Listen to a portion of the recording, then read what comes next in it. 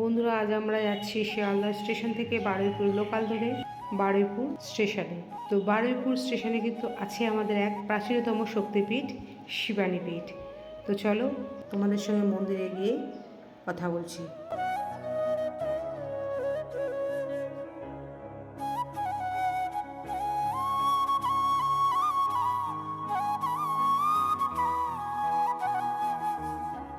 Hello guys, আমি Kanika Koyal, welcome back to my channel Kanika Koyal vlogs. বন্ধুরা, আজকের কিন্তু আমি চলে এসেছি আমাদের বারুইপুরের শিবানী পীঠে। তো এটি কিন্তু একটা সতীপীঠের এক পীঠ। তো আজকে কিন্তু আমি শিবানী পীঠ মা কালীর মন্দিরের ইতিহাস এবং এখানে এখানে ভোগ প্রসাদের ব্যবস্থা আছে কি না, এবং কী করে এই মন্দিরে আসবে, এবং কটা থেকে কটা পর্যন্ত এই মন্দির খোলা, আজকে কিন্তু আমার এই ভিডিওতে তোমাদের আমি সব শেয়ার করব। তো সঙ্গে থাকো। আশা করছি আজকে এই শিবানী পীঠ মায়ের মা কালীর মন্দির, জীবন্ত জাগ্রত কালী মায়ের মন্দির খুব ভালো লাগবে। তো সঙ্গে থাকো। চলো, এখন কিন্তু আমি দাঁড়িয়ে রয়েছি। তো বন্ধুরা, এই হলো শিবানী পীঠ। শিবানী পীঠ মন্দিরের মূল গেট হচ্ছে এটা। তো এখানে দেখো লেখা রয়েছে প্রত্যেক দিন সকাল 8:30টায় খোলে, দুপুর 11টায় বন্ধ হয়ে যায়, আবার বিকেল 4:30টায় খোলে, রাত 8:30টায় বন্ধ হয়ে যায়। বন্ধুরা, এই হলো মায়ের মন্দির। মায়ের যে মূল গর্ভগৃহ দেখতে পাচ্ছ, এটা কিন্তু বহু প্রাচীনতম মন্দির।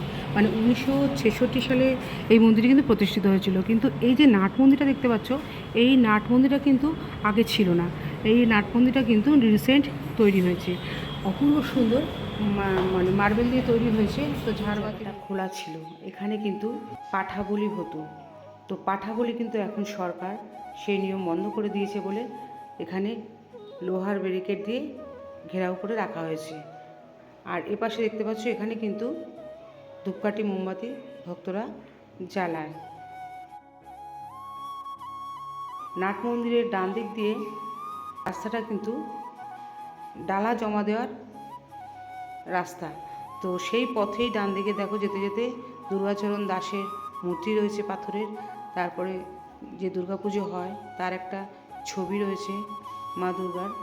আর এখানে কিন্তু ডালা ফুলমালা জমা নিয়ে থাকে, এবং উপরে যে লেখা রয়েছে এখানে সে বাৎসরিক উৎসব কী কী উৎসব এখানে পালিত হয় এবং ভোগ প্রসাদের ব্যবস্থা আছে কিনা সব কিন্তু এখানে লেখা রয়েছে, তোমরা পজ করে দেখে দিতে পারো। আর এখানে কিন্তু শুরুতেই দেখো রয়েছে শ্রী শ্রী সারদা মায়ের মূর্তি, তারপরে রয়েছে শ্রী শ্রী রামকৃষ্ণ পরমহংসদেবের মূর্তি, তারপর শ্রী শ্রী লোকনাথ ব্রহ্মচারী, তারপর স্বামী বিবেকানন্দের মূর্তি, তারপরে রয়েছে ওম নমঃ শিবায় ভোলে বাবার একটা মূর্তি, তারপরে গৌতম বুদ্ধের মূর্তি, তারপরে রয়েছে তারপরে রয়েছে স্বামী ব্রহ্মানন্দর মূর্তি, তারপরে রয়েছে রামদাস কাঠিয়া বাবা আশ্রম গিয়েছিলাম, তারপরে রয়েছে জগৎগুরু শঙ্করাচার্য। আর এই পাশে রয়েছে দেখো, আমি তোমাদের ডান দিকটা দেখালাম, বাম দিকে রয়েছে শ্রীমঠ তৈলঙ্গ গোস্বামী, প্রভুপাদ শ্রী শ্রী বিজয়কৃষ্ণ গোস্বামী, শ্রী শ্রী বামাখ্যাপা, যোগীরাজ শ্রী শ্রী শ্যামাচরণ লাহিড়ী, তারপরে রয়েছে শ্রী শ্রী দুর্গা দাস ভট্টাচার্য, তারপরে রয়েছে তোতাপুরী, তারপরে রয়েছেন শ্রী শ্রী চৈতন্য মহাপ্রভু, তারপরে রয়েছেন শ্রী শ্রীজীব ন্যায়তীর্থ,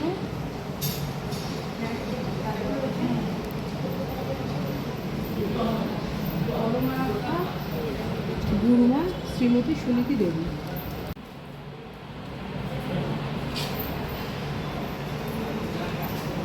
তো বন্ধুরা, মূল গর্ভগৃহের পাশে মানে ডান পাশে রয়েছে, ইনি হচ্ছেন আমাদের এই মন্দিরের প্রতিষ্ঠাতা। এই মা কালীকে সকালে এসে ইনিই পেয়েছিলেন, দুর্গাচরণ দাস। হ্যাঁ, ওপাশে এক গুরুদেবের মূর্তি, আর এই পাশে কিন্তু এনার বোধহয় ছবি, এটা মূর্তি, এটা ছবি। আর পাশে রয়েছে শ্রী শ্রী রামকৃষ্ণ পরমহংসদেবের মূর্তি।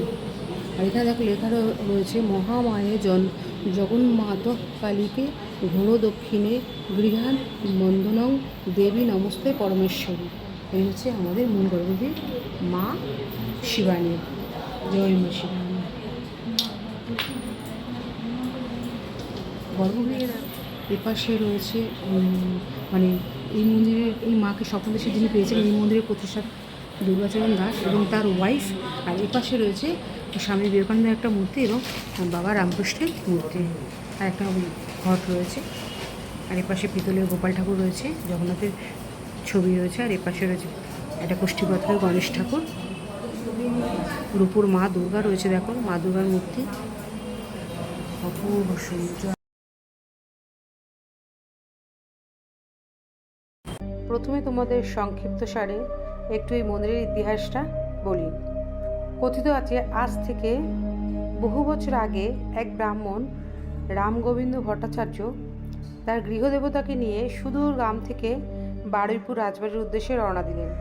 জমিদারের বাড়িতে ডাক এসেছিল নিত্য পুজোর জন্য।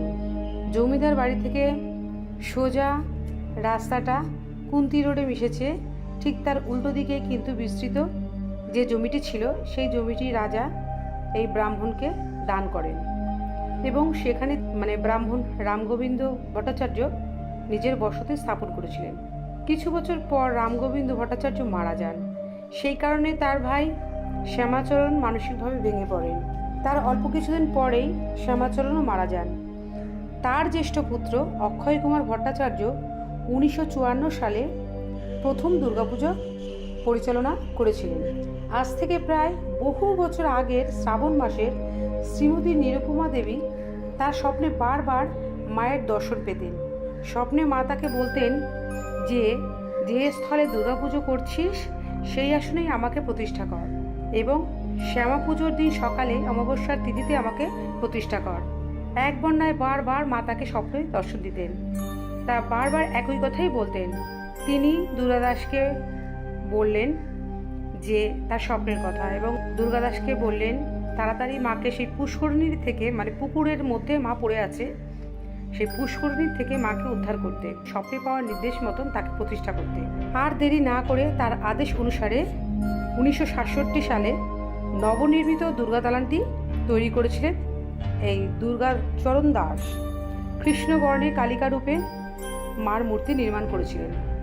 শ্যামা পুজোর অমাবস্যা তিথি আর কিছুদিনের মধ্যেই দুর্গা দাসের কাছে এক সন্তানের মা তার সন্তানকে নিয়ে আসেন, কারণ সেই সন্তানকে অনেক ওষুধপালা খাইয়েছে কিন্তু সেই সন্তান কিছুতেই সুস্থ হচ্ছেন না, যার জন্য তিনি সেই সন্তানকে নিয়ে এই মায়ের কাছে মানসিক করে যান। মায়ের কাছে মানসিক করার পরে কিন্তু সেই সন্তান সম্পূর্ণ সুস্থ হয়ে ওঠে।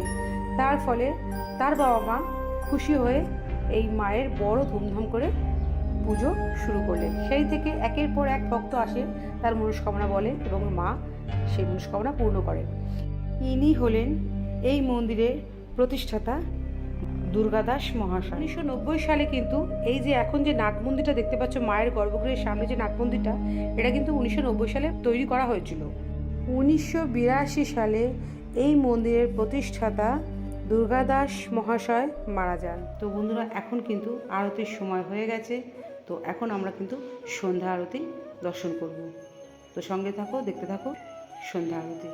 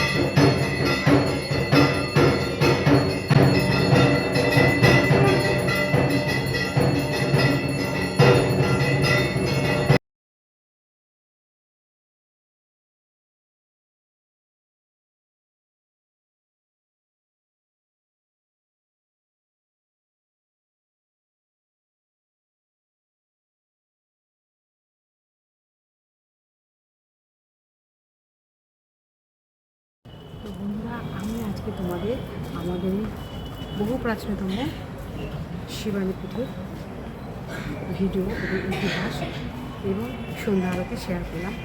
যদি আজকে এই ভিডিওটা ভালো লাগে তাহলে কিন্তু অবশ্যই এই মন্দিরে চলে এসো, এবং যদি ভালো লাগে তো অবশ্যই কমেন্ট করো এবং লাইক করে দিও আর প্রচুর শেয়ার করো। আর নতুন বন্ধুরা যারা এখনও আমার ভিডিও দেখো অথচ আমাকে সাবস্ক্রাইব করোনি, তারা প্লিজ আমার চ্যানেলটিকে সাবস্ক্রাইব করে বেল আইকনটা অন করে আমার পাশে থেকো। তো আজকের মতন আমি বিদায় নিচ্ছি, অন্যদিন দেখা হবে অন্য কোনো ব্লগের সাথে। সবাই সুস্থ থাকো, ভালো থাকো, আমাদের টাটা।